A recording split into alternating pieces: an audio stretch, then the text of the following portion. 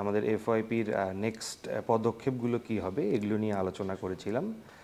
এর মধ্যে অনেকগুলো খুব গুরুত্বপূর্ণ বিষয় চলে আসে যেগুলো সামনে আমরা আসলে অগ্রসর হব এগুলো নিয়ে। এই মুহূর্তে এফওয়াইপি সবার মাঝে ছড়িয়ে দেওয়াই হচ্ছে আমাদের একমাত্র কাজ হবে। এফওয়াইপি নিয়ে আমরা আসলে বিভিন্ন জায়গায় চলে যেতে চাই, সাধারণ মানুষের মধ্যে থেকে তাদের সুবিধা অসুবিধা, আমরা কিভাবে তরুণ সমাজ একত্রিত হয়ে আমরা কাজ করে আমাদের বাংলাদেশের প্রত্যেকটি ঘরে ঘরে এফওয়াইপির আদর্শকে দিয়ে আসতে চাই আর কি। এই নিয়ে আজকে আমরা কথা বলছি।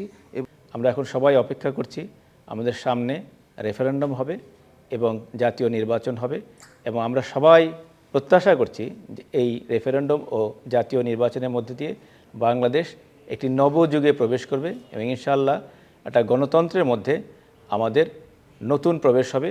কেউ বলেছেন যে আমরা মেন্টাল হেলথ নিয়ে কাজ করতে পারি, কেউ বলেছেন যে মানবাধিকার লঙ্ঘন যে হচ্ছে আমাদের, সেখানে আইনি সহায়তা কীভাবে দেওয়া যায় এটা নিয়ে কাজ করতে পারি, কেউ বলছেন যে আমাদের যে আনএমপ্লয়মেন্ট প্রবলেম আছে এগুলো নিয়ে আমরা কাজ করতে পারি।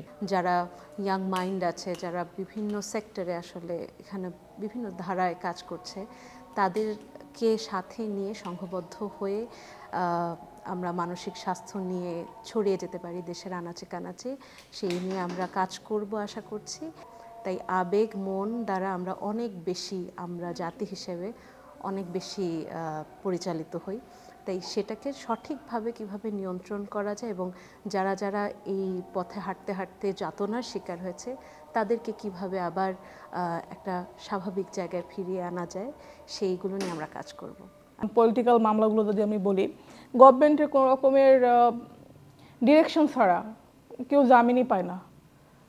এখানে মামলা জামিন পাবে আমি আসলে অপরাধের সাথে যুক্ত কিনা সেটার উপর ডিপেন্ড করবে, আমার তদন্ত রিপোর্টের উপর ডিপেন্ড করবে, কিন্তু ওইগুলো আসলে কোনো কিছু আদালত আমলে নেয় না। এরা শুধু তাকায় থাকে গভর্নমেন্ট কখন বলবে যে হ্যাঁ এটা তুমি জামিন দাও, কখন বলবে তুমি এটা জামিন দিও না। তো এগুলো তো মানুষ আসলে দিনের পর দিন, বছরের পর বছর, মাসের পর মাস আদালত থানায় ঘুরতে ঘুরতে এই যে মানুষের মেন্টাল হেলথের যে একটা চরম অবনতি হয়, তো সেগুলো নিয়ে আমার মনে হয় আমাদের কাজ করা উচিত। মোর দেন 50% হচ্ছে আপনার ইয়াং জেনারেশনের তারাই করে, ফ্রম 18 to 55, এরকম 55% অফ দ্য টোটাল পপুলেশন। আর প্রতি বছর আমাদের কিন্তু প্রায় 20 লাখ গ্র্যাজুয়েট বেরোচ্ছে যারা বেকার।